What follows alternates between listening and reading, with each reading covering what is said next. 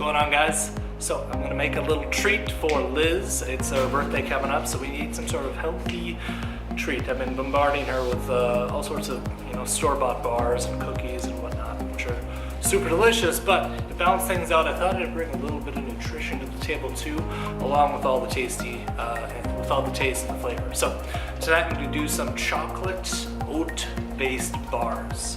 They're gonna be crunchy, they're gonna be delicious. Most importantly, they're covered in chocolate and have peanut butter as a main ingredient. So I think she's gonna love them. Let's get into it. So we're gonna use oatmeal as our first ingredient. We got our oats right there. I already added a 1/4 cup there, but this is our nifty Ninja blender, which is perfect for smoothies and all things delicious. Highly recommend you guys pick one up because they do the job of a Vitamix from what I can tell, and I spent about 50 bucks on this bad boy on Amazon.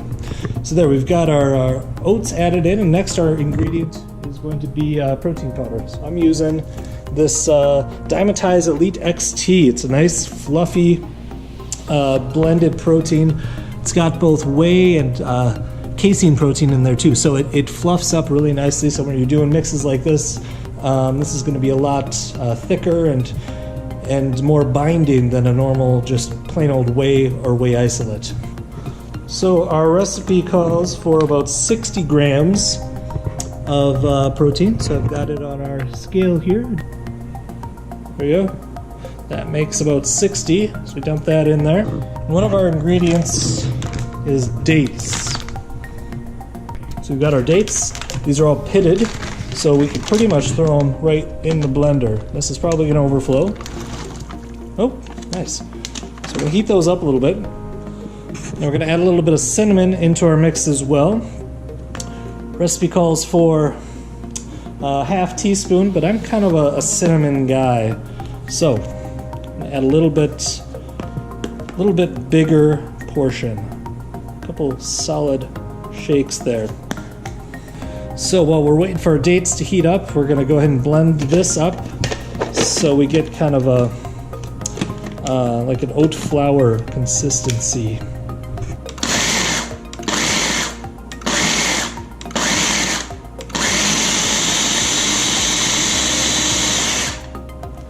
Yeah, that looks pretty good to me. Nice and powdery. One of the most important ingredients is going to be the peanut butter. So our recipe calls for about ½ a jar of this peanut butter. Specifically, we're going to do 1 cup of peanut butter. So I'm going to do my best to scoop this into a cup. Let's give this a shot.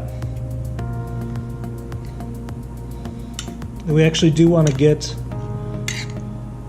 the oil in there too. So don't try to sift that out or anything. Okay, so we got about a cup there. Try not to make a mess. And that is actually nice and smooth. Perfect. Our dates are heating up.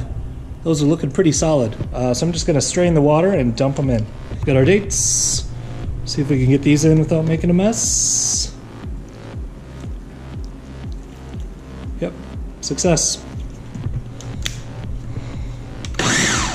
Oh yeah. So after a while, we finally had some success in getting this bad boy blended. So the next step is to throw it into a baking dish. Now we're not going to bake this.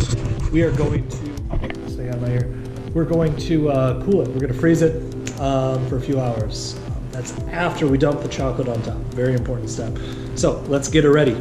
We got our dish here, and we're going to throw some parchment paper down before we throw our batter in. So we got our mix into our pan, our baking dish, with a parchment paper down to prevent it from sticking.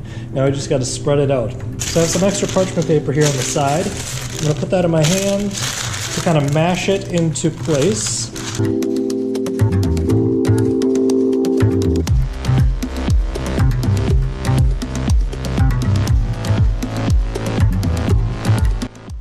Now the chocolate we're using is this Lily's dark chocolate, and it's sweetened with some Splenda, because there's no actual sugar added in, so it's still going to be delicious.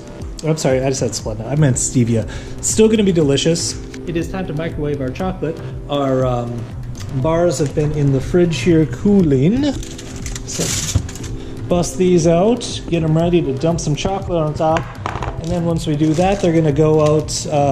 Our freezer's a little full, so I think we're just going to throw these outside. Since it is Minnesota and it's winter and it's like 10 degrees, that's basically a freezer. So we're gonna nuke this chocolate, that's 5 ounces, for, well, we'll see, about a minute or two here, however long it takes for it to melt down, and then we're gonna dump it onto our base.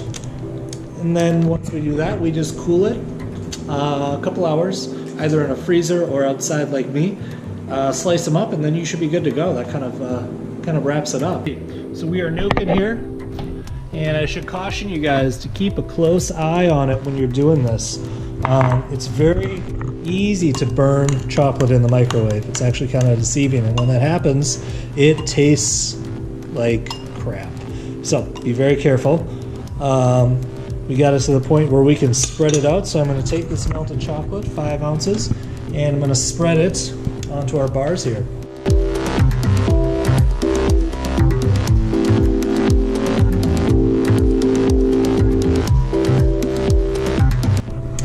There she is. Now it's time to cool.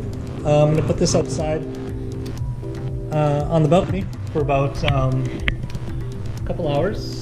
We'll see. I think it's about 10 degrees out, so that should work well. But in any case, throw it in the freezer for about 2 hours, just so it solidifies. That's about all you need to do. You slice it up and you're good to go. Enjoy.